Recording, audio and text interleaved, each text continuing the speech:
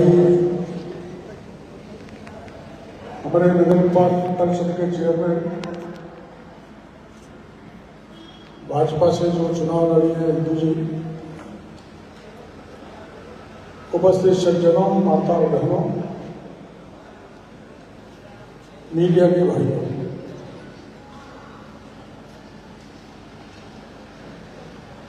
मैं, आप जानते हो, राजनीति में 45 साल से। अब हमारे स्वभाव में तो है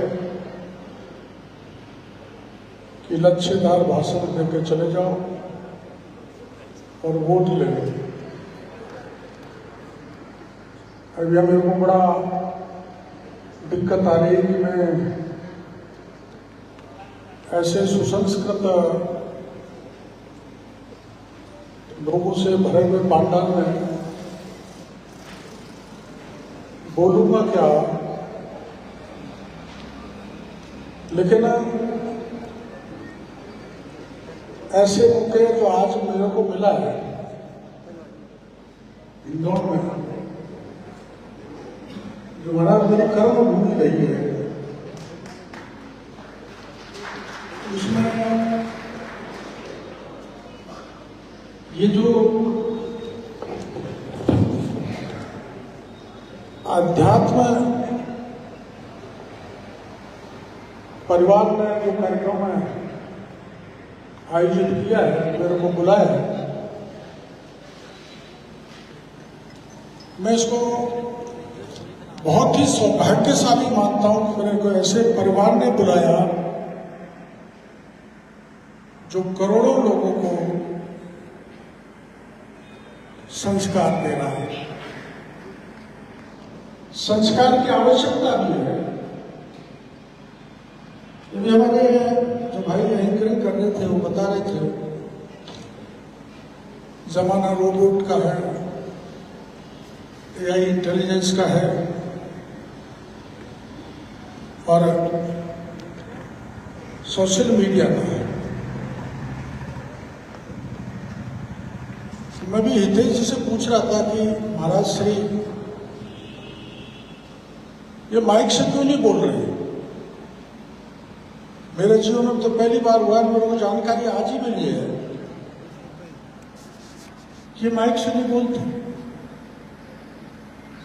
अब हम तो बिना माइक बोल नहीं सकते, माइक नहीं हो तो नेता नाराज होकर चला जाता है।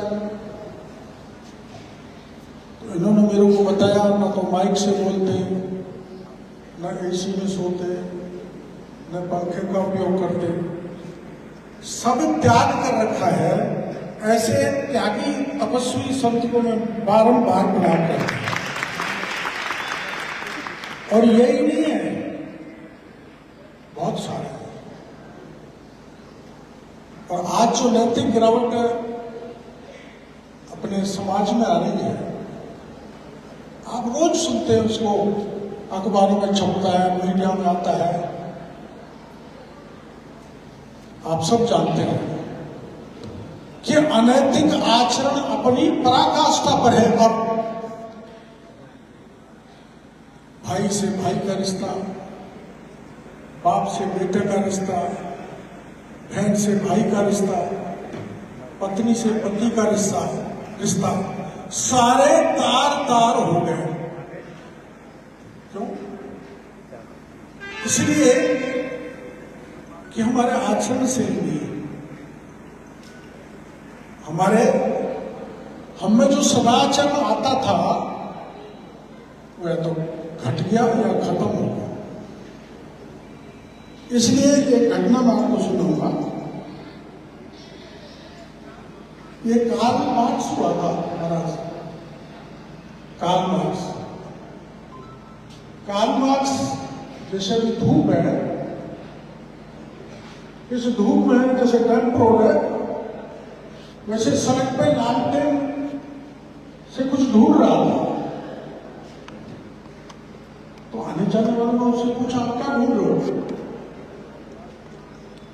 और वो भी लालटेन से, सूरज की किरणें, तेज धूप है, आपको दिखाई नहीं देता क्या? तो कार्ल मार्क्स ने कहा मेरे को नहीं दिखाई। आप क्या कर रहे हो?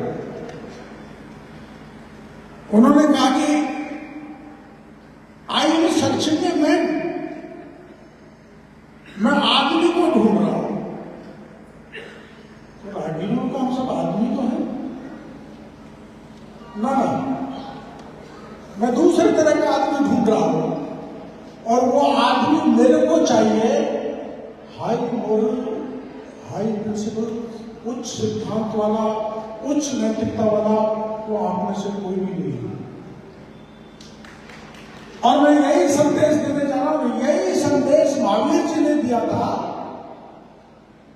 कि जिसका कुछ विचार, सोच, चरित्र, आदर्श, सिद्धांत उज्ज्वल है, वो धर्म और संस्कृति, वो समाज सदा जिंदा रहेगा, उसको कोई चुनौती देने वाला नहीं। अब यहां परिग्रह की बात आती है। मैं किताब पढ़ी थी, हम स्कूल में पढ़ते थे, थोड़ा 5 महावीर जी के सिद्धांत मोटे मोटे पढ़ लेते थे परीक्षा पास करने के लिए। अपरिग्रह, और हमारे यहाँ भाई कह रहे थे कि हमारे बीमारी है, चाहिए। मेरे एक फैक्ट्री लगी, दूसरी लग जाए, चौथी लग जाए, मेरे बंगला बन गया, 5 और बन जाए, मेरे गाड़ी आ गई, BMW और आ जाए, वोल्वो आ जाए, एक बेटा हो गया और हो जाए, एक बेटे की शादी में 1 करोड़ दहेज मिलेगा, दूसरे में 2 करोड़ मिलेगा, चाहत बहुत है। मैं MLA बन गया तो मैं मंत्री बन जाऊं, MP बन गया तो मंत्री बन जाऊं, MLA बन गया, मंत्री बन गया तो मुख्यमंत्री बन जाऊं। ये चाहत आदमी को परेशान करती है। आप ज्यादा समझते हो, मैं तो वैसे बोल रहा हूं।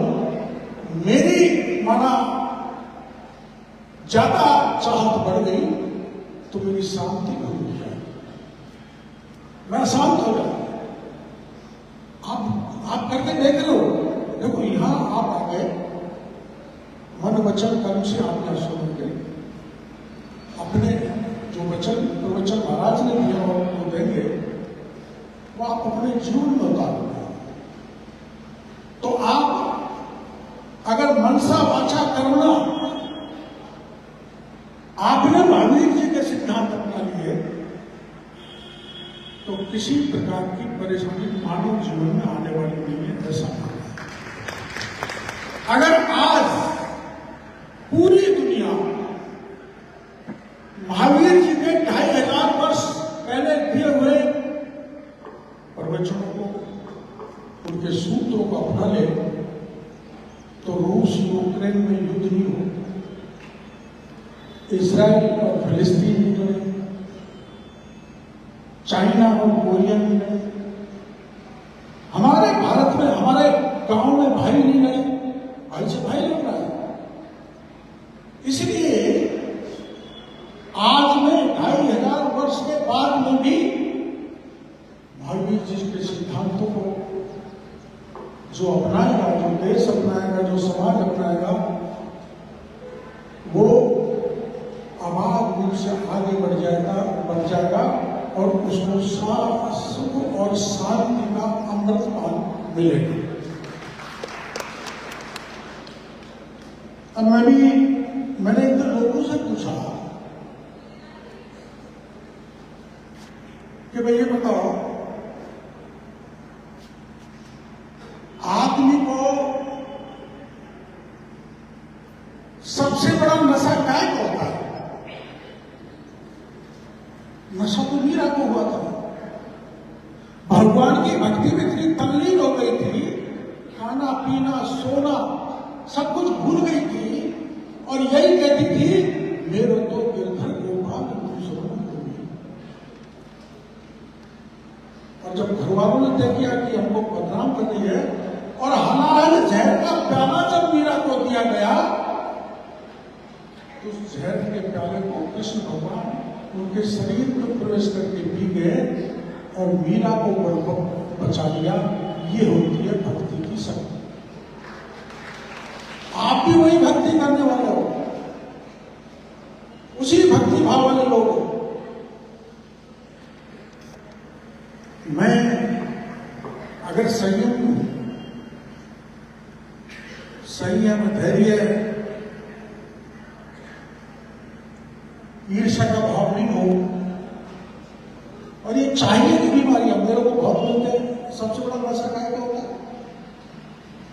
मैंने लोगों से पूछा तो किसी ने कहा शराब का होता है, किसी ने कहा अफीम का होता है, किसी ने कहा स्मोक का होता है, और मैंने ये नशा दिया। नशा वो होता है जो कार्ड के जरिए व्यक्ति के दिमाग में डाला जाता है। जैसे चाहे भाषण मेरे को अच्छा लगे या ना लगे, मैं नीचे उतर के जाऊंगा, दर्जनों लोगों ने कहा साहब आपने क्या भाषण दिया, और सब देखो आपने 45 साल से आप लड़ाई लड़ रहे हो सड़कों पर, चोटी से एक तक एक इंच शरीर में ऐसी नहीं हो जब पुलिस ने लाठी दिखाई तुम्हारी हो। सबकी मदद की, गरीब की दीदी नहीं हो, आप मुख्यमंत्री नहीं बने, आपको भी बनना चाहिए। ये क्या है? ये नशा है जो व्यक्ति के दिमाग में प्रवेश कराया जाता है और उससे आदमी को रेंगना आता है। इसलिए कान के नशे से सावधान रहने की आवश्यकता है। कान में होके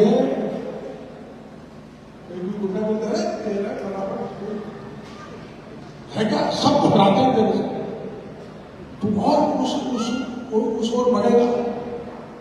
इसलिए जो चाहिए की बीमारी है तो मैं तो कम से कम उन संस्कार की सादा से है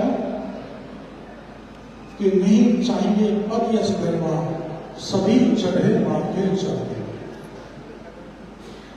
हमें जो करना है वो हमारी धर्म की रक्षा के लिए करना है, हमारे व्यक्ति के संस्कार बचे हुए उसके लिए करना है, हमारा राष्ट्र मजबूत हो, हमारे प्रधानमंत्री कहते हैं और हमारी विचारधारा कहती है पद का कोई महत्व नहीं है, हमारे लिए सबसे पहले हमारा देश है, उसके बाद पार्टी है, उसके बाद समाज है। इसलिए राष्ट्र की रक्षा के इस पावन यज्ञ में ये जो हमारा आध्यात्म परिवार हमारे बच्चों का जो संस्कार सुधारने का काम कर रहा है और करोड़ों बच्चों को, करोड़ों लोगों को संस्कारवान बना रहा है, इसके लिए मैं पूरे जन समाज को, कार्यक्रम के संयोजक को बहुत बड़ा आभार देना चाहता हूँ, धन्यवाद देना चाहता हूँ। पर एक चीज ये लगी, क्योंकि मैं कई बार कहने से नहीं चूकता। मैंने अभी 10 दिन पहले कुछ कह दिया तो मेरे को नोटिस मिल गया, अब ऐसा ही है। तो मैं हमारे हितेश से कहूँगा कि कोई ऐसे कार्यक्रम की रचना की जाए, जैसे हमारे यहाँ 28 साल, हमारे यहाँ 84 गाँव है, और ये बड़े सुसंस्कृत लोग हैं, तो सुसंस्कृत हैं और अच्छे हो जाएंगे, लेकिन एक गांव के परिवेश का लोगों का कोई सम्मेलन ऐसा होना चाहिए जो ऐसे संतों को बुलाकर उनके प्रवचन हो और गांव के व्यक्ति का संस्कार सुधरे और उन्मुक्त आध्यात्मिक प्रवृत्ति की तरफ बढ़े। मेरा सुझाव है, हमारे यहाँ तो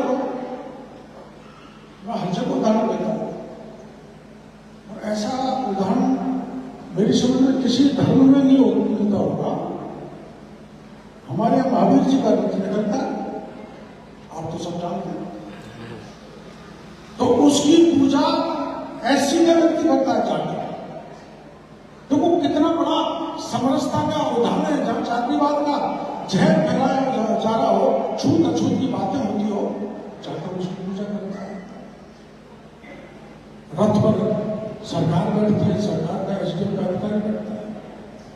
उस जब रथ को नदी तक ले जाते हैं, तो चूंकि मेरा समाज यहाँ बहुल है, तो मेरा समाज नदी तक ले जाता है और महावीर जी की पूजा के बाद गुर्जर समाज उसको वापस मंदिर की तरफ प्रतिमा को ले जाता है। कभी देखा है सब? जिस जगह एक स्थिति ऐसी बनी थी पिछली उसके बाद में जब महावीर जी का रथ निकला तो उनको रथ मिल चुला के निकलना पड़ा। ये भाईचारे, अहिंसा, अहिंसा परमो धर्म। इसको विश्व पटल पर भेजने का काम जैन समाज कर रहा है कि ज्यादा से ज्यादा फैलना चाहिए, मजबूत होना चाहिए। और मेरे जैसे व्यक्ति को जो राजनीति में है, ऐसे व्यक्ति को बुलाकर मेरे को एक आध्यात्मिक कार्यक्रम में सम्मिलित किया है, तो मैं आपको मेरी तरफ से एक समर्पण देके जा रहा हूं कि ऐसे कार्यक्रम जो आज आपने आयोजित किया है, हमारे इलाके से बाहर भी नहीं आयोजित हो, तो मैं आपको क्या सहयोग कर सकता हूं, मैं इस भाव के साथ आपको बहुत जरूरी है कि बड़ा मामला बिगड़ रहा है। किसी के घर में 5 लाख थे तो गरीब गांव में रहने नहीं देते, किसी के घर में ज्यादा दौलत हो गई तो वो दौलत का उछूट रहता है। एक बार अमृतसर में गुरु नानक गए थे। जैसे इंदौर में हमारे संत जी आगे, तो हमारा सबसे बड़ा सेठ गुरु नानक जी के दर्शन करने गया। उनके पास धन दौलत बहुत थी, अपार भंडार, सोने का महल, घोड़े, सब कुछ था। वो एक थैली में एक गिन्नियों की भरी, सोने की गिन्नियों की भरी हुई थैली ले गया। जैसे महाराज विराज रहे वैसे सब लाके लिए थे, चढ़ के उन्होंने गिन्नी सेठ जी ने गुरु नानक की तरफ, लो आपको कोई और जरूरत हो तो मेरे को बता देना। गुरु नानक ने कहा इसको तो घमंड है, अहंकार। तो अपने बगल से उठा के सेठ जी को सुई देगी, सेठ जी सुई आप अगले जन्म में आओगे मेरे को दे देना। सेठ जी सुई को लेकर पूजा घर में पूजा की, दूसरे दिन याद आया कि मैं मरूंगा तो सुई को कैसे लेंगे। तो वो युक्ति पूछने के लिए दूसरे दिन फिर गुरु नानक के उसमें पहुंच गए और गुरु नानक से कहने लगे, गुरु नानक जी ये सुई तो आपने मेरे को दे दी, आप ये युक्ति बताओ तो मैं इसको मरूं जब साथ में कैसे ले जाऊं। तो गुरु नानक ने कहा, आप जब छोटी सी सुई को नहीं ले जा सकते तो इतनी धन दौलत का अहंकार क्यों कर रहे हो, घमंड क्यों कर रहे हो, इससे क्या मिलेगा।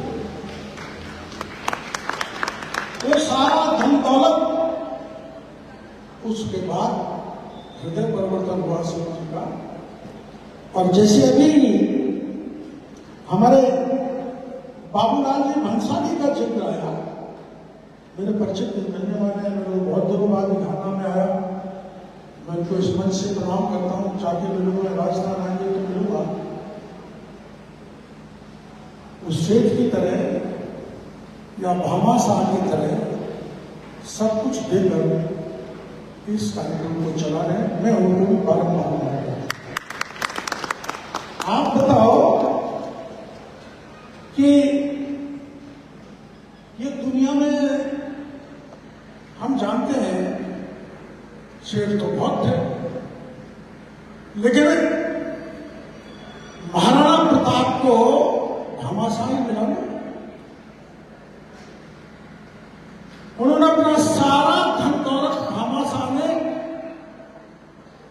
महाराणा प्रताप को दे दिया कि धर्म की रक्षा के लिए मैं सब कुछ अर्पित करता हूं, और धर्म की लड़ाई अगर वो पैसा घमासान नहीं देता तो राणा प्रताप नहीं जीत सकता था। वो घमासान का नाम अमर जब तक रहेगा, जब तक कि पृथ्वी है, सूर्य है, चंद्रमा। घमासान बहुत हमारे जैन समाज में महावीर जी की कृपा रहती है, भगवान का आशीर्वाद आप लोगों पर रहता है। और मैं ये चाहूंगा कि आप मंदिरों का जीर्णोद्धार करा है। जो 500 साल बना, 400 साल बना, 300 साल पुराना बना, इससे कोई पवित्र कार्य नहीं हो सकता कि उनको फिर मजबूत करेंगे रिनोवेट करके। ये बहुत अच्छा कार्यक्रम हितेश जी हमने अपने हाथों में लिया है। और सबसे बड़ा जो हमारे बच्चे निबंध में बैठे उनको इनाम दोगे राज्य के, और वो कहेगी महावीर जी के सिद्धांतों के बारे में जो कॉम्पिटिटिव परीक्षा निबंध हुआ उसमें जो सार है, जो बच्चे प्रतिभावान हैं, जो वो निबंध में टॉप आए हैं, उन बच्चों को आप पारितोषिक दिया जाएगा। ये कब से चल रही है मेरे को पता नहीं, लेकिन मेरे इलाके में, मेरा इलाका तो बदल गया, काम में सवाई माधोपुर लोग हुआ करता था, अब गौसा में चला गया, रहने वाला गौसा का चुनाव कभी बाहर से लगा देते, मेरा ट्रांसफर होता रहता। अच्छा कभी मामूला से, सवाई माधोपुर से, पूरा दिन से, जहां पार्टी का आदेश होता है वहां जाना होता है, जाते हैं। और सुनो मेरे भाई लोग, वैसे तो मैं शुरू से ही संघर्ष करने का आदि रहा हूं, लेकिन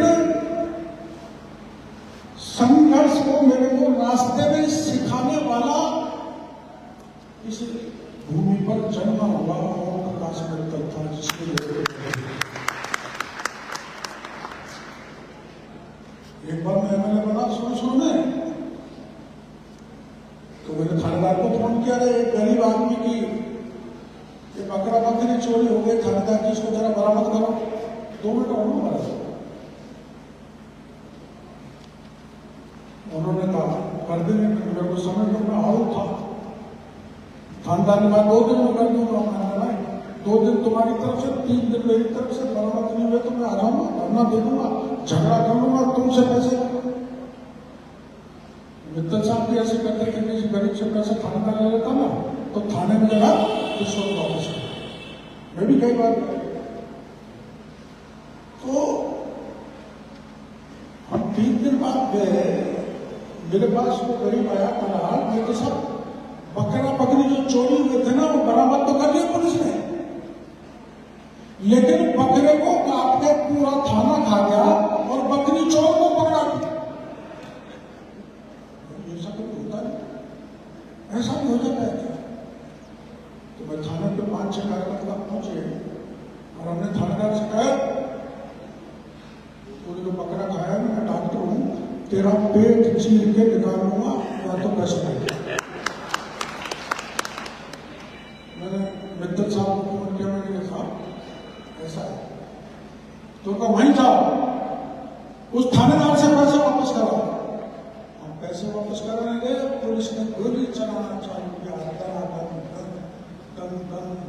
और सुनो भाई, हम ईश्वर का काम करने गए थे, ईश्वरीय कार्य था, इसलिए हमारे कनेक्टी में गोली पास में भी निकल के हमारी कनेक्टी नहीं लगी। क्यों? हम उस दरिद्र नारायण की सेवा करने के लिए गए, जो जिसके घर में भगवान राम विराजमान रहता है, उसकी सेवा करने के लिए गए थे।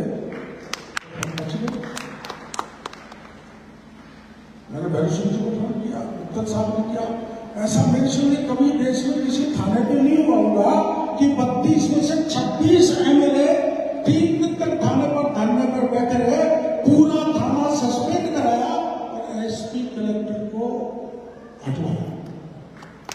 क्या है ये गरीब की लड़ाई लड़ने का तरीका? अब मैं बड़ा परेशान सा रहता हूं, गरीब को चलने का, तो मैं मर्यादा में तो मैं मंत्री हूं, तो बड़ी दिक्कत आती है, कई बार सरकार से काम नहीं कुछ करे।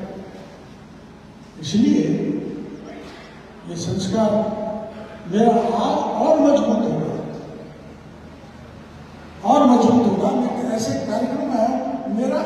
अच्छा कोई शुभ दिन है ही नहीं जो आपको